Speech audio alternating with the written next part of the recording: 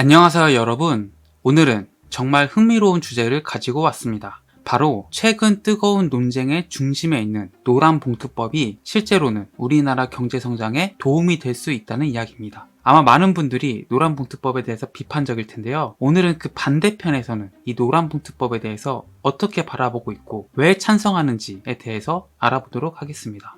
오늘은 노동경제학 이론과 해외 선진국 사례를 바탕으로 노란봉투법이 어떻게 대한민국 경제를 더욱 성장시킬 수 있는지 그 놀라운 메커니즘들을 파헤쳐 보겠습니다. 여러분도 이런 관점이 있었구나 하며 깜짝 놀라실 거예요. 끝까지 시청해주세요. 소득 증가가 만드는 선순환, 내수 경제의 폭발적 성장, 임금 상승이 경제 성장의 열쇠. 노란봉투법의 가장 직접적인 효과는 노동자들의 임금이 올라간다는 것입니다. 많은 사람들이 임금이 오르면 기업 부담만 늘어난다고 생각하지만 경제학적으로는 전혀 다른 이야기입니다. 임금이 오르면 소비가 늘어납니다. 이는 경제학의 가장 기본적인 원리죠. 특히 중상층과 서민층의 소득이 늘어나면 이들은 번 돈을 거의 다 쓰게 됩니다. 부자들과 달리 저축할 여유가 별로 없거든요. 예를 들어 계산해 보겠습니다. 노란봉투법으로 하청 노동자 100만 명의 월급이 평균 50만 원씩 올랐다고 가정해 봅시다. 그러면 연간 6조 원의 추가 소득이 생기는 거예요. 이 6조 원이 고스란히 소비로 이어지면 어떻게 될까요?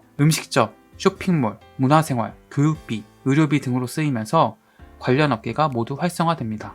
이는 다시 새로운 일자리를 만들어내고 더 많은 소득과 소비로 이어지는 선순환을 만들어냅니다. 경제학에서는 이를 승수효과라고 부릅니다. 1원의 소득 증가가 최종적으로는 2, 3원의 경제효과를 만들어내는 거죠. 왜냐하면 한 사람이 돈을 쓰면 그 돈을 받은 사람이 또 다른 곳에 돈을 쓰고 그게 계속 반복되기 때문입니다. 특히 우리나라는 수출 의존도가 높아서 내수가 상대적으로 약한 편이었는데 노란봉투법이 이 문제를 해결하는 열쇠가 될 수 있습니다. 노사관계 개선으로 인한 생산성 혁명. 많은 사람들이 놓치는 중요한 점이 있습니다. 노란봉투법이 단순히 노동자에게만 유리한 법이 아니라는 거예요. 장기적으로 보면 기업에게도 큰 도움이 될 수 있습니다. 지금까지 우리나라 노사관계가 어떠했나요? 서로 불신하고 갈등하는 관계였죠. 노동자들은 회사가 우리를 착취한다고 생각하고 경영진은 노조가 무리한 요구만 한다고 생각했습니다. 하지만 노란봉투법이 시행되면 이런 구조가 바뀌게 됩니다. 노동자들의 권익이 법적으로 보장되면 오히려 더 안정적이고 협력적인 관계를 만들 수 있어요.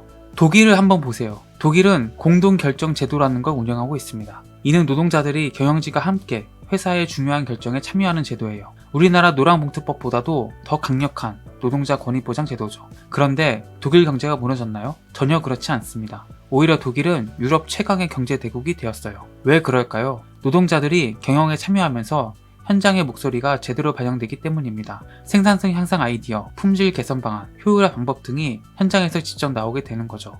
실제로 제조업에서 가장 좋은 혁신 아이디어는 현장 노동자들에게서 나옵니다. 매일 그 일을 하는 사람들이 어떻게 하면 더 효율적으로 일할 수 있는지 가장 잘 알거든요.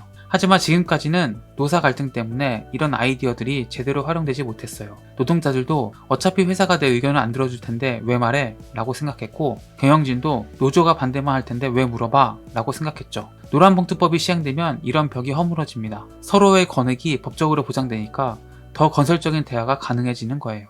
사회 양극화 해소로 인한 경제 활성화. 우리나라 경제의 가장 큰 문제 중 하나가 바로 양극화입니다. 대기업과 중소기업, 정규직과 비정규직, 원청과 하청 사이의 격차가 너무 크죠. 이런 양극화는 경제 전체에 악영향을 미칩니다. 소득이 낮은 계층이 많아질수록 전체 소비가 줄어들고 이는 경제 성장을 저해하는 요인이 되거든요. 반대로 소득 분배가 개선되면 경제가 더 활발해집니다. 중산층이 두터워질수록 안정적인 소비 기반이 만들어지고 이는 지속 가능한 경제 성장으로 이어져요. 하청 노동자들의 지위 향상. 노란봉투법의 핵심 중 하나는 하청 노동자들이 원청과 직접 교섭할 수 있게 되는 것입니다. 지금까지 하청 노동자들은 같은 일을 해도 훨씬 낮은 임금을 받았어요. 예를 들어 현대차 본사 직원과 현대차 사내 하청 직원이 비슷한 일을 해도 임금 차이가 2배 이상 날 수 있었습니다.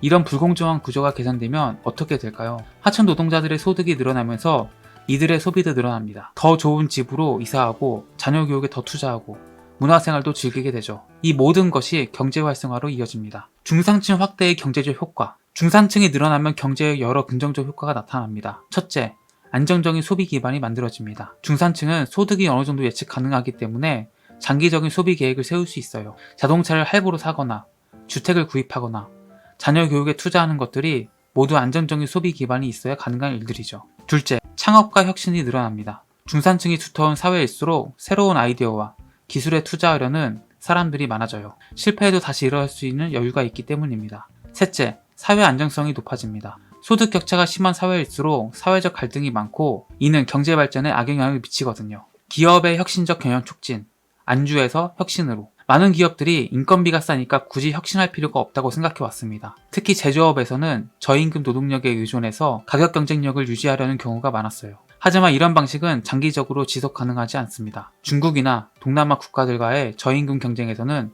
결국 이길 수 없거든요. 노란봉투법이 시행되면 인건비가 올라갑니다. 그러면 기업들은 어쩔 수 없이 다른 방법을 찾아야 해요. 기술 혁신, 공정 개선, 부가가치 향상 등을 통해 경쟁력을 확보해야 하는 거죠. 덴마크가 좋은 예입니다. 덴마크는 세계에서 가장 높은 임금 수준을 유지하고 있는 나라 중 하나예요. 그런데 덴마크 경제가 무너졌나요? 전혀 그렇지 않습니다. 높은 임금 때문에 덴마크 기업들은 어쩔 수 없이 혁신에 투자해야 했어요. 그 결과 레고, 마에르스크, 노보노디스크 같이 세계적인 기업들이 탄생했습니다. 특히 덴마크는 높은 인건비를 극복하기 위해 디지털화에 일찍 투자했어요. 그 결과 지금은 전 세계에서 가장 생산성이 높은 나라 중 하나가 되었습니다. 우리나라 기업들도 충분히 그런 잠재력을 가지고 있습니다. 삼성, LG, 현대차 같은 대기업들은 이미 기술력을 인정받고 있고 중소기업들도 뛰어난 기술을 가진 곳들이 많아요. 다만 지금까지는 저임금에 안주해서 굳이 혁신할 동기가 부족했던 거죠. 노란봉투법이 이런 동기를 만들어줄 수 있습니다. 인건비가 올라가면 기업들은 자동화에 투자하게 됩니다. 로봇, AI, IoT 같은 기술을 도입해서 생산성을 높이려고 하겠죠. 이는 4차 산업혁명 시대의 필수적인 변화입니다. 장기적 경쟁력 강화와 고부가가치 산업 전환, 저부가가치에서 고부가가치로.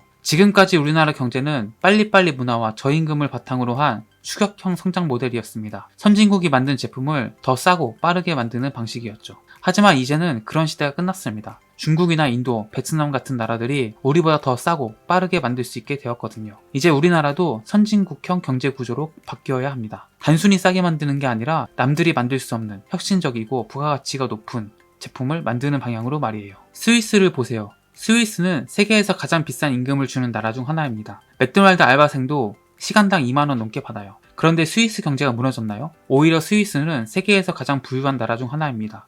왜 그럴까요? 스위스는 높은 인건비 때문에 어쩔 수 없이 고부가가치 산업에 특화했어요. 정밀기계, 제약, 금융, 명품 등 다른 나라가 쉽게 따라할 수 없는 분야에 집중한 거죠. 롤렉스, 네슬레, 노바티스, UBS 같은 세계적인 기업들이 모두 스위스 기업입니다. 이런 기업들은 높은 인건비를 충분히 감당할 수 있을 만큼 부가가치가 높은 제품과 서비스를 만들어내고 있어요. 우리나라도 그런 잠재력이 충분합니다. 반도체, 배터리, 디스플레이, 바이오, K-컨텐츠 등 이미 세계적 경쟁력을 가진 분야들이 많아요. 다만 아직도 많은 기업들이 저임금에 의존한 경영 방식에서 벗어나지 못하고 있습니다. 노란봉투법이 이런 기업들에게 변화의 동기를 줄 수 있어요. 인건비가 올라가면 기업들은 어쩔 수 없이 더 부가가치가 높은 사업으로 전환하게 됩니다. 단순 조립이나 하청 제조업에서 벗어나서 연구개발, 디자인, 브랜딩, 마케팅 등에 더 투자하게 되는 거죠. 인적 자본 투자 확대로 인한 국가 경쟁력 향상, 교육과 훈련 투자의 선순환, 노동자들의 소득이 늘어나면 가장 먼저 늘어나는 지출이 교육비입니다. 자녀 교육은 물론이고 본인의 스킬업을 위한 투자도 늘어나죠. 이는 국가 전체의 인적 자본 향상으로 이어집니다. 더 많은 사람들이 고등교육을 받고 전문 기술을 익히고 외국어를 공부하게 되면 그 사회의 전반적인 역량이 높아지는 거예요. 특히 하청 노동자들의 소득이 늘어나면 이들의 자녀들도 더 좋은 교육 기회를 얻을 수 있습니다. 지금까지는 경제적 이유로 포기해야 했던 교육 투자가 가능해지는 거죠. 기업들도 마찬가지입니다. 인건비가 올라가면 기업들은 직원들에게 더 많은 것을 요구하게 됩니다.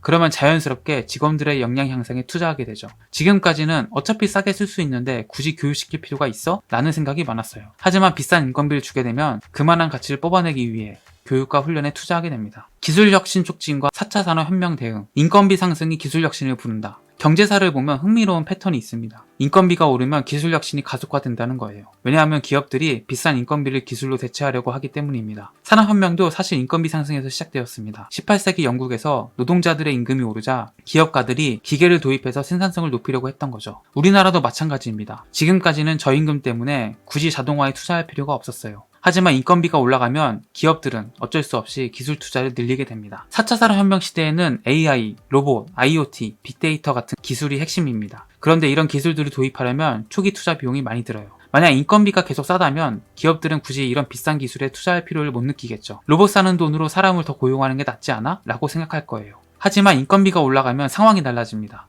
로봇과 AI가 사람보다 경제적이 되는 지점이 빨리 오는 거죠. 그러면 기업들이 적극적으로 신기술에 투자하게 됩니다. 글로벌 경쟁력 강화와 지속 가능한 성장, 단가 경쟁에서 가치 경쟁으로. 지금까지 우리나라 기업들은 주로 단가 경쟁을 해왔습니다. 같은 제품을 더 싸게 만드는 방식이었죠. 하지만 이런 경쟁 방식은 한계가 있습니다. 중국이나 동남아 국가들과의 경쟁에서는 이길 수가 없거든요.